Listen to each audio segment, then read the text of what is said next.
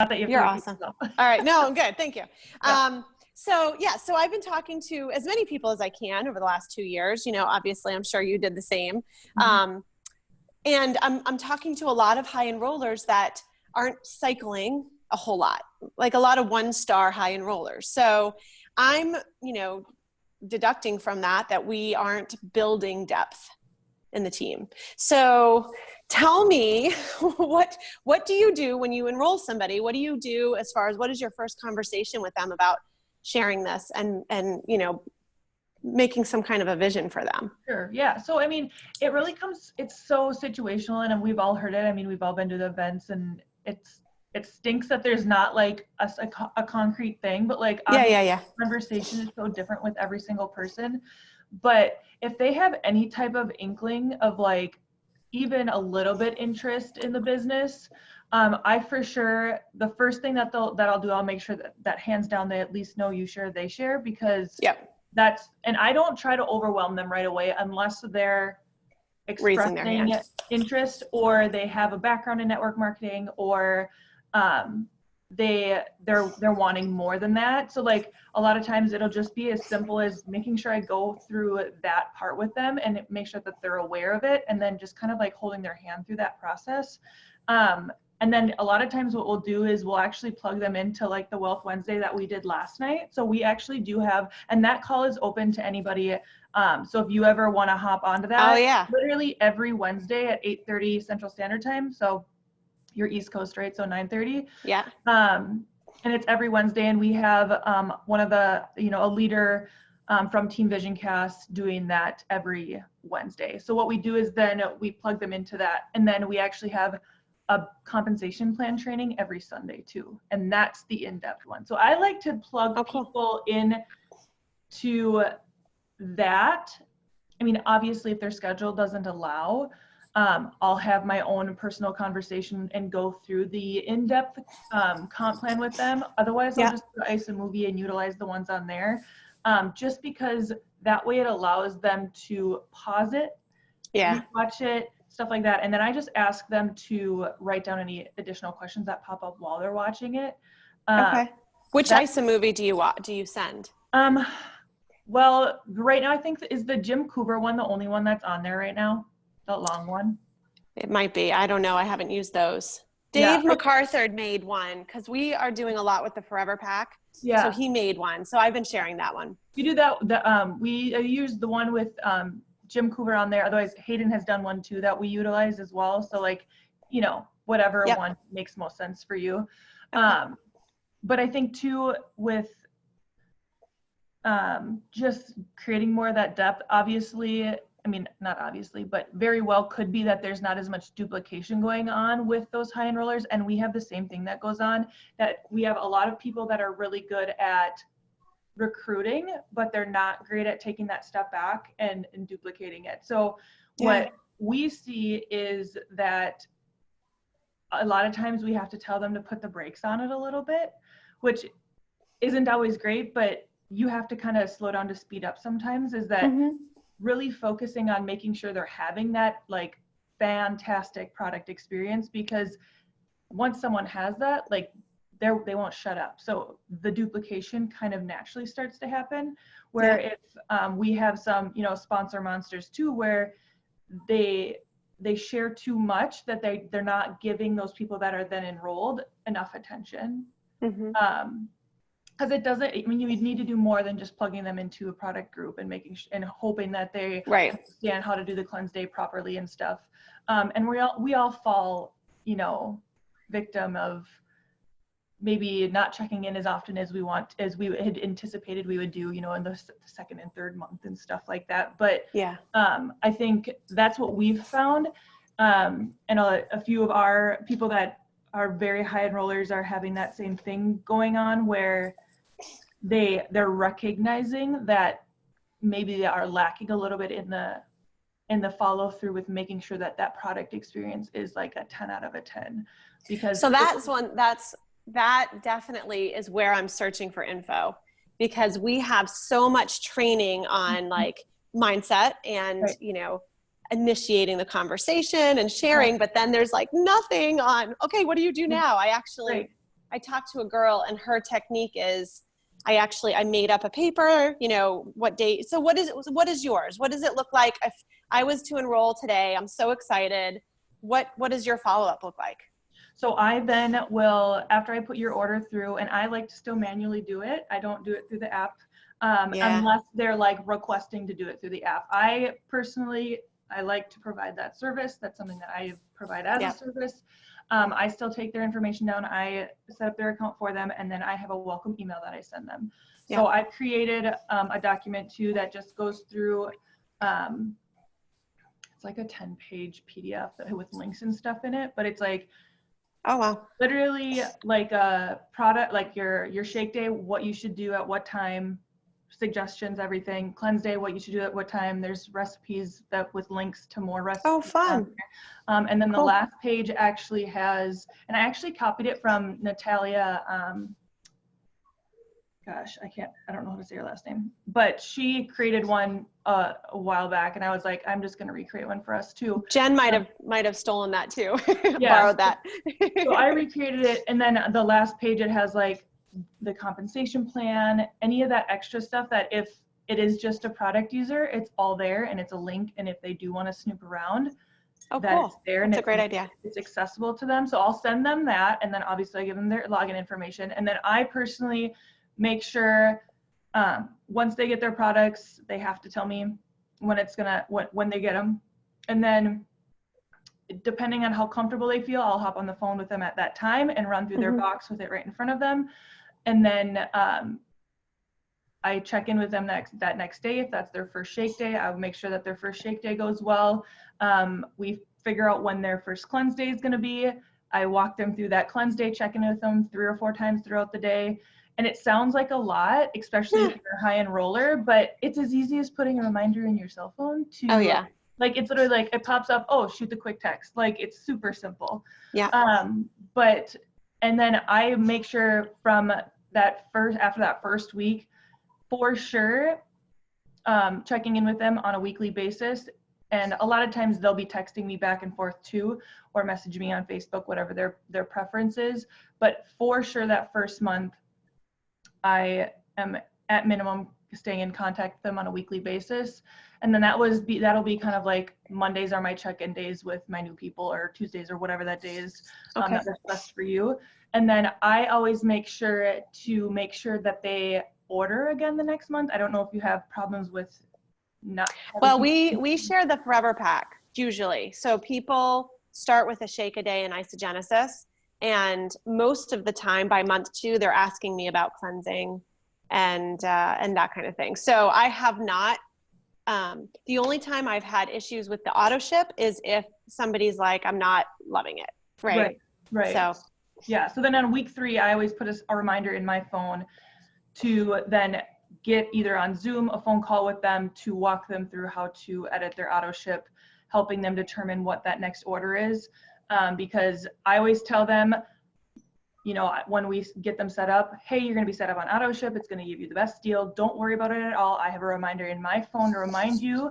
So don't worry about it, because you're taking in so much new information right away that we'll get in contact to figure out what's the next best steps for you for the next month. And then I feel like that's the perfect time, like you're saying, is to bring up the cleansing and everything, or like based on what their goals are at that point, so that you can best direct them, versus, because there's so many other products that I'm sure at that point they're like, what is all of this stuff, right? Like, and then you can make the best recommendation. So that's what I usually do. So I handhold a lot in the first month, and then I kind of listen to where they're at with how they're feeling with needing my support, because some people don't like that weekly check-in. Sometimes it's pulling teeth to figure out how they're doing. So I just read people after that. So. Okay. Yeah. I found that, I actually made a video for the back office walkthrough through Zoom, because people weren't getting on the phone with me, or they're like, I don't know how to do this Zoom.